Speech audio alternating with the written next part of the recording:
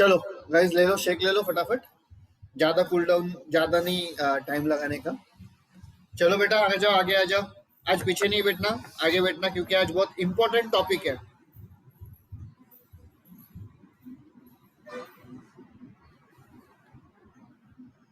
आयुर्वेदा को समझने के लिए पहले आयुर्वेदा क्या है उसको समझ के लो। आयुर्वेदा को प्रैक्टिस करने के लिए आयुर्वेदा क्या है उसको समझ के लो, या आयुर्वेदा में कई बार फटाफट आपको रिजल्ट्स क्यों मिलते हैं उसको समझ के लो। 2 मिनट का ब्रेक लेते, ले लो शेक, ले लो विकेश।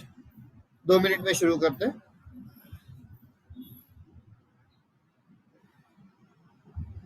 वर्षा, मेरी आवाज बराबर आ रही है ना? क्लियर है? वैसे मेरा आवाज काफी बड़ा है, मुझे माइक की जरूरत नहीं पड़ती है, लेकिन फिर भी अगर आप लोगों को आवाज ना आए तो मुझे बता दो, मैं माइक ले लेता हूँ।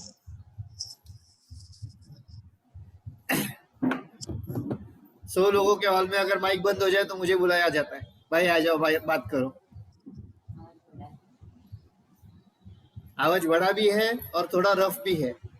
कभी कभी उसका फायदा ज्यादा होता है, कभी कभी उसका नुकसान ज्यादा होता है। फायदा एक्सरसाइज में बहुत ज्यादा होता है। मैं कहीं पे भी रुक, बस आवाज ले लूं, वो बंदा एक्सरसाइज करना शुरू हो जाता है। कभी कभी मेरे आवाज की वजह से एक्सरसाइज होती है। चलो, बट मुझे प्रैक्टिस करना है सॉफ्ट बात करने का, तो उसके लिए मैं माइक लेने वाला हूँ अभी इस हफ्ते में। मोस्टली इस हफ्ते में मैं पूरा सिस्टम खरीद लूंगा। विकेश सोच रहा है क्या हो गया, टारगेट सेट किया था फिर क्यों खरीदे? क्योंकि जो लोग गए हैं वो उनकी गलती की वजह से गए, मेरा गलती नहीं है। अभी अगर उनका एटीट्यूड सही नहीं है और वो जाते तो उसको हम भी कुछ नहीं कर सकते, तो ठीक है। और दूसरा कैसे है, मैंने एक बात बताया था, अगर एक जाता है तो मैं 2 लाता हूँ। यहाँ पे नहीं आ रहे, डजेंट मैटर, ऑनलाइन तो है, घर पे तो ले रहे। वैसे पिछले हफ्ते में 8 नए क्लाइंट शुरू हुए टोटल, तो इट्स ओके। अल्टीमेटली मेरे अंदर शेक जा रहे ना, यहाँ पे आए ना आए क्या फर्क पड़ता है।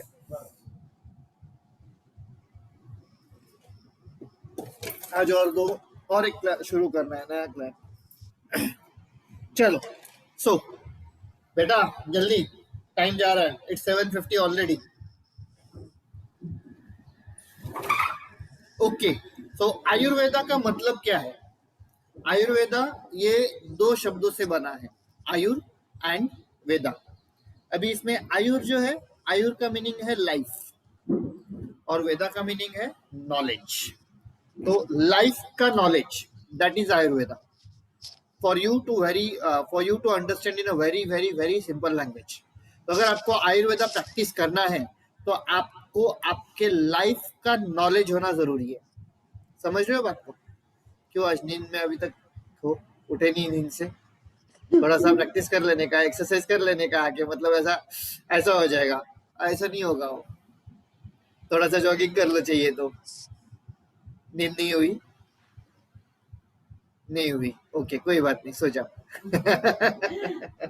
बच्ची है, अभी मेरी बच्ची भी आई थी तो मैं क्या बोलता, जा बेटा बैठ ले, सो जा।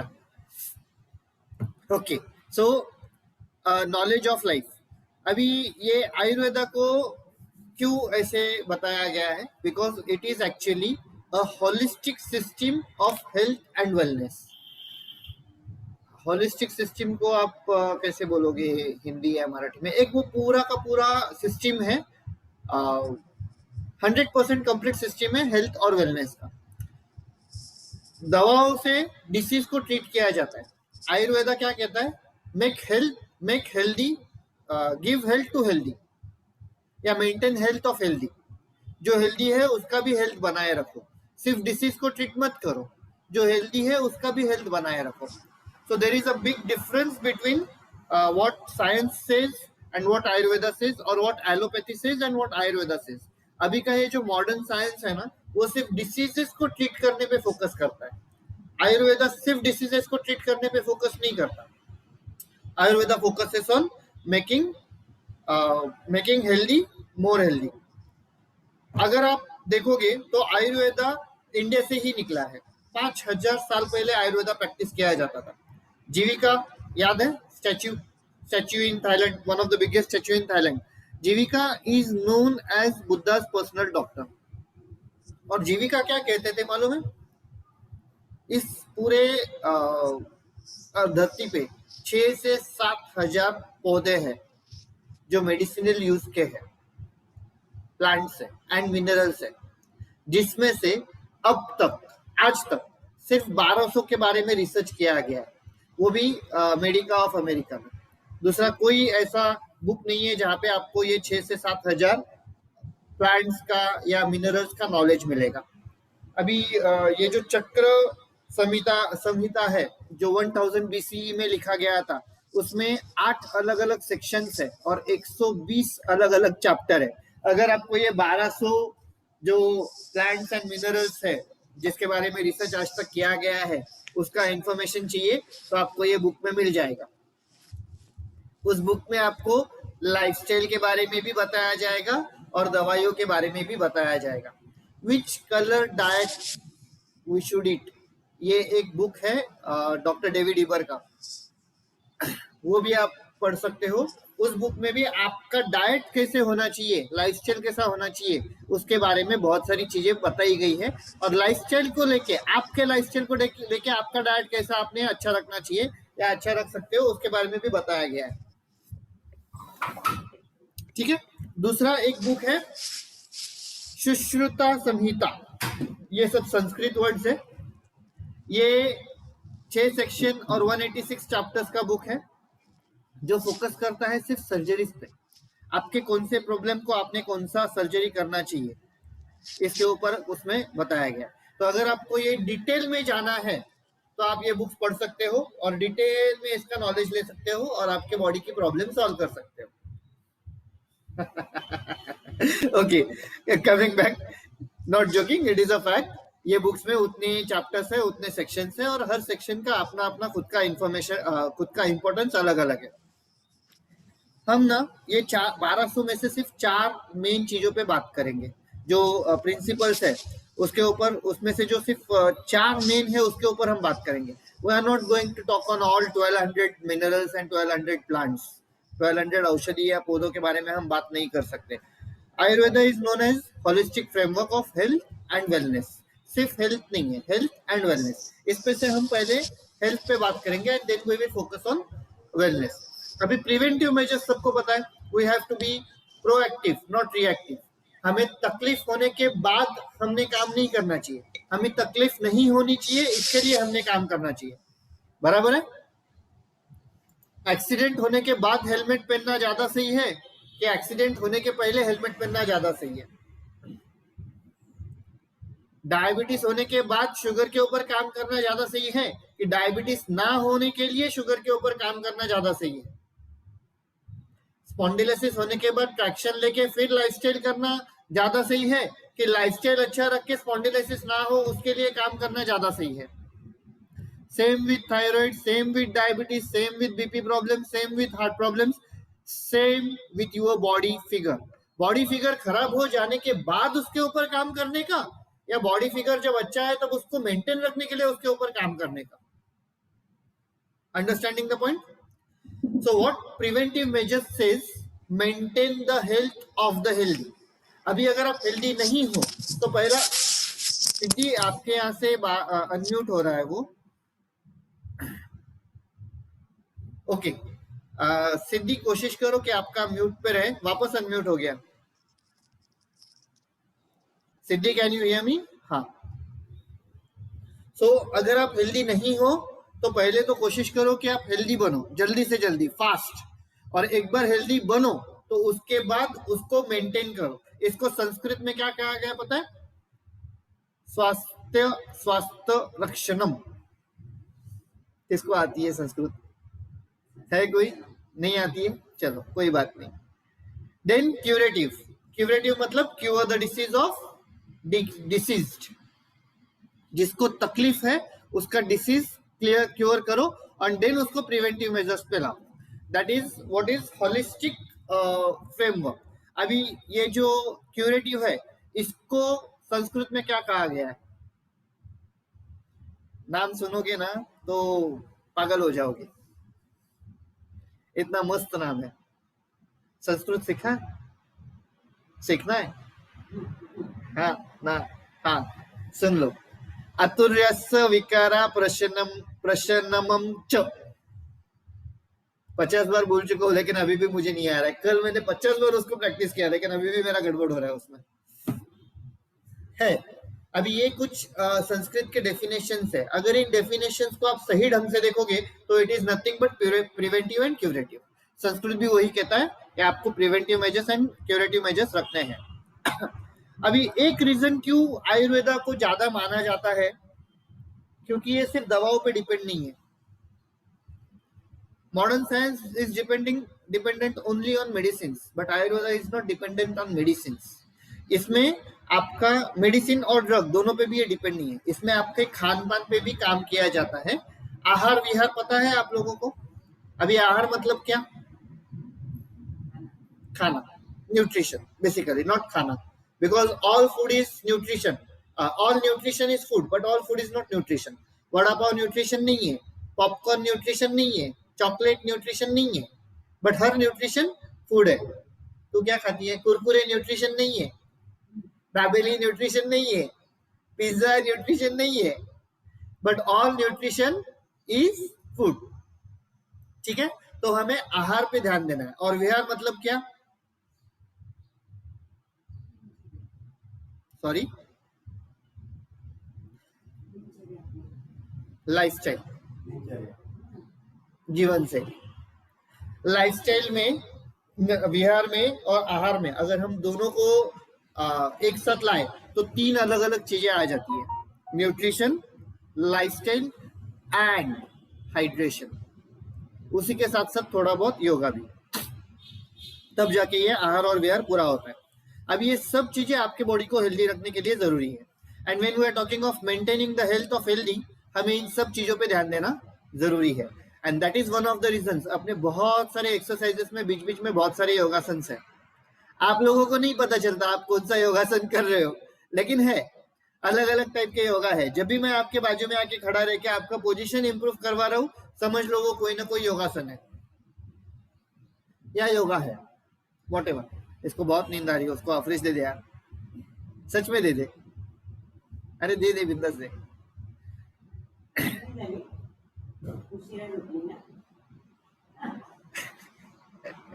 Okay, so let's talk of the first. Let's talk of the first principle or first root of Ayurveda. Ayurveda के 5 बिल्डिंग ब्लॉक्स है, जिसे कहा जाता है पंच महाभूता। कौन बताइए पंच महाभूता के बारे में थोड़ा बहुत? एनीवन? अपनी बॉडी जिन पंच महाभूतों से बनी है वो। हाँ हाँ, लेकिन वो कौन से है? अपनी बॉडी पंच महाभूतों से ही बनी है, लेकिन वो कौन से? अग्नि, वायु, जल। ओके, 3 हो गए। धरती, 4।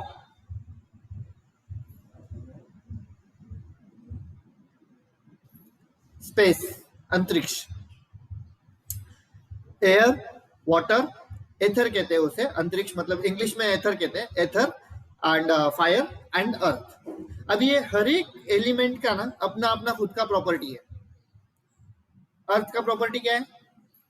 हेवीनेस। पानी का प्रॉपर्टी क्या है? कूल, कूल एंड लिक्विड, ठंडा एंड लिक्विड। फायर का प्रॉपर्टी क्या है? अग्नि। स्पेस का प्रॉपर्टी क्या है? लाइट, कोमल। अब एक्चुअली अगर हम इसे देखें तो ये ट्रायंगल की तरह है। वात, पित्त और कफ, ये 3 ही चीजों को मिला के ये सब बाकी चीजें आती है।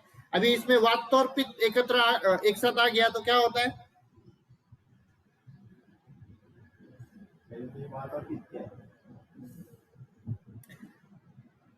अभी वात और पित्त क्या है?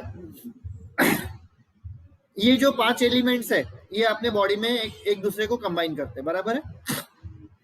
ये जब कंबाइन करते हैं तो इनमें से 3 लाइफ के फोर्सेस बनते हैं या एनर्जीज बनते हैं, जिसे हम कहते हैं दोषा। तो दोषा जो है वो अपना दोष नहीं है, अपना टॉक वाला दोष नहीं है, वो एनर्जी है। It is a form of energy. इसमें से सबसे पहला एनर्जी जो है वो वात दोषा है। तो vata is a type of energy, pitta is a type of energy in a different form. आपको समझने के लिए मैं अभी बता रहा हूँ। And kapha is a form of energy. अभी वात जो है वो स्पेस एंड एयर को एक साथ लाओगे तो बनता है।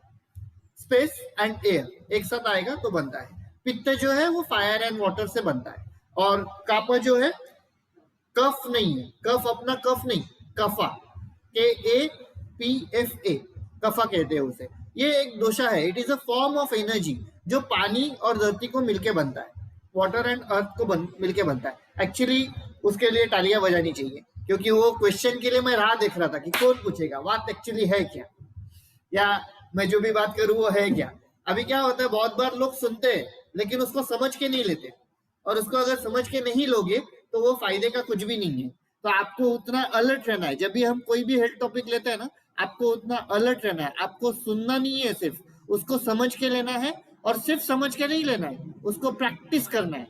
अगर उसको प्रैक्टिस करोगे तो आपके जो भी प्रॉब्लम्स है वो सॉल्व हो जाएंगे, और बहुत अच्छे, बहुत ज्यादा हद तक सॉल्व हो जाएंगे। कल की मजा बता दो, कल मेरे पार्किंग के बाजू में जो पार्किंग वाले हैं वो फर्स्ट टाइम मुझे मिले, और वो कोई बहुत बड़ी कंपनी के कुछ एमडी वेमडी है, और मैं उनका गाड़ी ऐसा थोड़ा आगे गया और मैं गाड़ी लगा दिया, और फिर मैंने उनको बोला कि वहाँ क्यों लगा रहे हो, वहाँ बहुत कचरा पड़ा है, इधर लगा दो। तो उन्होंने बात करना शुरू किया मेरे से, and then I introduced him to myself कि मैं एक न्यूट्रिशनिस्ट हूँ, ये हूँ वो हूँ, ऐसा है वैसा है, सब मैंने अपने बारे में बताया। एंड देन आई सेड कि यह मेरी 10 साल की बच्ची है ना, वो हमेशा आपके बारे में बात करती रहती है, उनका काम बहुत साल से चालू है। बोले क्या बात कर रहे हो, ये मेरे लिए शॉकिंग है। बोला क्या शॉकिंग है, मेरी बच्ची बात करती है वो शॉकिंग है? नहीं, बोले आपकी 10 साल की बच्ची है वो शॉकिंग है। देन ही सेड कि मुझे लगा यू आर जस्ट 20-25, क्योंकि आप गाड़ी भी वैसे ही चलाते हो। बोला गाड़ी वैसे चलाता हूँ, आपने कब देखा? बोला बहुत बार देखा। देन ही सेड कि मेरे लिए ये शॉकिंग है अभी कि आई एम 37। और एंड जो बस मैंने उनको दो ही बातें बताई एक्चुअली, मतलब जो भी बताया उनमें से दो ही बातें उनको मतलब छू गई। एक तो पहला आई एम 37, दूसरा मेरा 10 साल की बच्ची है। देन ही सेड कि एक काम करो, मुझे आपका कार दो, I am going to come down to you now, बस ये मेरा काम पूरा होने दो, मैं अगले महीने शिफ्ट हो रहा हूँ, जैसे ही मैं शिफ्ट होता हूँ I will come down to you. और वो उसकी कंपनी में पूरा अभी मेरा सेशन रखा है। जस्ट अंडरस्टैंड, अगर आप ये चीजें प्रैक्टिस करोगे तो होगा, because I am practising this from so long time. 7-8 साल हो गए, 10 साल हो गए रहेंगे, I don't even know exactly अभी कितना टाइम हो गया। अब ऐसा समझ लो कि 2010 अक्टूबर से मैंने शुरू किया, बीच बीच के गैप निकाल लो तो भी 8 साल तो आराम से हो गए। 8 साल हो गए मैं प्रैक्टिस कर रहा हूँ, बट 8 साल के प्रैक्टिस का नतीजा क्या है? 28 में 40 जैसा दिखता था, 37 में 28 जैसा दिख रहा हूँ। Getting the point? Understood what is Vat, what is Pitt, what is Kaf? So it is basically दोषा। अभी वायु और आकाश अगर बॉडी में मेन हो गए तो ये हो जाता है वात का कैरेक्टरिस्टिक्स। तो आपका वात में जो 2-3 दिन पहले बोल रहा था, वात इज अ एरर। तो अभी ये अगर इम्बैलेंस हो जाए कि आपके बॉडी के अंदर वायु और आकाश, मतलब एयर और आकाश के प्रॉपर्टीज अगर कैरेक्टरिस्टिक्स बढ़ जाए, बॉडी के अंदर वो है, मतलब आकाश नहीं है या एयर नहीं है, उसका कैरेक्टरिस्टिक्स है। वायु का कैरेक्टरिस्टिक्स क्या है? वॉलेटाइल। आकाश का लाइट, कोमल, अंतरिक्ष। आकाश, अंतरिक्ष, एथर बोलो, स्पेस बोलो, यूनिवर्स बोलो, it is one and the same. तो उसका कैरेक्टरिस्टिक्स क्या है? लाइट है, हल्का है और कोमल है। अभी वायु का क्या बोला? वॉलेटाइल है। आकाश का क्या है? हल्का है। हल्का और वॉलेटाइल दोनों अगर मेन हो गए, बॉडी में ज्यादा हो गए, तो आपका बॉडी वात की तरफ जा रहा है, मतलब आपको पेन्स बढ़ने वाले हैं, इन्फ्लेमेशन होगा, स्वेलिंग होगा, आपको बहुत ज्यादा एसिडिटी भी शायद हो सकती है, सरदर्द हो सकता है। देन फायर और वाटर अगर साथ में आ जाए ज्यादा मेन, तो क्या होगा? पित्त, एसिडिक हो जाएगा। अभी एसिडिटी और एसिडिक ये दो अलग अलग चीजें हैं, इन दोनों को एक साथ मत करो, कंबाइन मत करो। आपके पेट में बाइल बढ़ गया तो भी एसिडिटी होती है। पित्त जो है वो अलग है, ये अम्ल पित्त कहते हैं इसको, इट्स नॉट एसिडिटी एग्जैक्टली। अगर आपका फायर और वाटर ज्यादा मेन कैरेक्टरिस्टिक्स बॉडी में हो जाए तो आपको पित्त होता है। फॉर एग्जाम्पल देखो, आप लोग जब तीखा खाते हो थोड़ा सा जलन होता है। तीखा अग्नि है, वो ज्वाला करता है, अंदर अग्नि करता है। या आप जब जंक फूड ज्यादा खाते हो तो दूसरे दिन क्या होता है? थोड़ा सा बर्निंग सेंसेशन रहता है। या शाम को अगर लेट खाना खाया गया तो क्या होता है? दूसरे दिन सुबह बर्निंग सेंसेशन होता है। That all is nothing but fire का प्रॉपर्टी, फायर का कैरेक्टरिस्टिक्स वो बढ़ा रहा है। ज्यादा टेक्निकल हो रहा है, समझ रहा है? Am I simple? समझ रहे हैं Varsha, Siddhi, Prateek? Yes yes, very good. Great, thank you very much. बहुत टाइम के बाद मैं इतना टेक्निकल सेशन इतने सिंपल लैंग्वेज में ले पा रहा हूँ। आज रानी होती तो बहुत मजा आता उसको, वो पहला फोन रख के मुझे बोलती कॉन्ग्रेचुलेशंस। देन आपका पानी और धरती का कैरेक्टरिस्टिक्स अगर आपके बॉडी में बढ़ जाए तो हो जाता है काफा। अभी इसका इनडायरेक्टली मतलब अल्टीमेटली उसका जो एंड रिजल्ट है वो कफ ही बढ़ता है, but it is not exactly कफ। काफा जो दोषा है वो अगर आपका बढ़ गया, हेवीनेस एंड वाटर, वाटर का क्या है कैरेक्टरिस्टिक्स? लाइट और ठंडा। तो अगर आपका हेवीनेस और ठंडक बढ़ गया तो आपको अल्टीमेटली काफा हो जाता है। काफा का दोषा मतलब काफा बढ़ जाता है आपके बॉडी में, जिसका एंड रिजल्ट जो है वो है कि आपके बॉडी में कफ बढ़ जाता है, या कफ को लेके आपको तकलीफें शुरू हो जाती है। For example dry cough, dry खांसी, खांस रहे हो लेकिन कुछ गिर नहीं रहा है, दैट इज आपका काफा दोषा इज इम्बैलेंस्ड। तो अभी आयुर्वेदा क्या कहता है, ये तीनों दोषा को आप बैलेंस कर लो, आपकी प्रॉब्लम सॉल्व होगी। आप लोगों को याद है मैंने जिन जिन को कफ होता है उनको सुवाली टैबलेट खाने को बोला है हमदर्द कंपनी का। क्यों? क्योंकि वो हमदर्द कंपनी के वो टैबलेट में कफ को कम करने के लिए कोई भी चीज नहीं है, बट उसमें हर्ब्स है जो आपका कफा दोषा जो है उसको खत्म कर देता है, उसको बैलेंस कर देता है। That is one of the reason कि सुवालिन अगर आप 1 या 2 गोली भी दिन में ये करते हो, चीव करते हो, तो आपका ऑटोमेटिकली खांसी कंट्रोल में आ जाता है। वो खा के आपको कुछ फील भी नहीं होने वाला। As against Vicks, Dabur Honitus, ये सब जो है ये अलग अलग चीजें हैं, वो आपके कफ को ट्रीट करता है, वो कफ दोषा को ट्रीट नहीं करता है। Getting the point? लेकिन उसी के जैसा और एक है डाबर का ही है कॉफलेट। कॉफलेट वर्क्स ऑन योर दोषा। अभी इनमें से कोई भी चीज अगर आप ज्यादा खाते हो तो क्या हो जाता है? अभी फॉर एग्जांपल मैंने काफा में क्या बताया, पानी और धरती। अभी धरती हेवीनेस है, हेवीनेस कैरेक्टरिस्टिक्स है। आपने अगर ज्यादा खाया तो आपका बॉडी लाइट हो जाता है। अभी लाइट क्या है, किसका प्रॉपर्टी है? अंतरिक्ष, कोमल। अभी बॉडी बहुत ज्यादा लाइट हो गया तो कौन सा दोषा चेंज हो गया? फायर और वाटर। तो वो इम्पैक्ट किधर जाता है? एसिडिक हो जाता है। Understanding the point? समझ रहे हो? एक कैच करते हैं। अब अगर हम इसको सही ढंग से देखेंगे ना तो ये ट्रायंगल है, वात पित्त कफ, लेकिन इसके बीच में भी और एक ट्रायंगल आता है। तो ये 3 नहीं होते, 7 कैरेक्टरिस्टिक्स हो जाते हैं बॉडी के। 7 कैरेक्टरिस्टिक्स में पहला हो जाता है वात पित्त, देन हो जाता है वात कफ, देन हो जाता है पित्त कफ, एंड देन हो जाता है वात पित्त कफ। ये 7 अलग अलग कैरेक्टरिस्टिक्स हो जाते हैं बॉडी के, ये 3 दोषास को मिला के। ठीक है, आज के लिए इतना ही, क्योंकि अगर मैं आज आगे बोलने जाऊंगा तो पहले का सब भूल जाओगे। एंड हाँ, हैंग ऑलरेडी हैंग हो रहे हैं। Okay, so this was all about basics of Ayurveda. अभी हम कल बात करेंगे ये दोषास के ऊपर कि इसको हमें किस तरह से मैनेज करना है या किस तरह से बैलेंस करना है। Let me tell you one frank thing, अपने खाने पीने से आप करने जाओगे तो वो होने वाला नहीं है। उसको अल्टीमेटली आपको सप्लीमेंट्स के फॉर्म में कुछ ना कुछ चीजें एडिशनली लेना ही है, बट उसको समझ के लो पहले कैसे लेना है। So bye bye everyone, have a glamorous time. मिलते हैं कल सुबह आयुर्वेदा पार्ट 2 में। शेक में 2 सर होता है। Bye bye.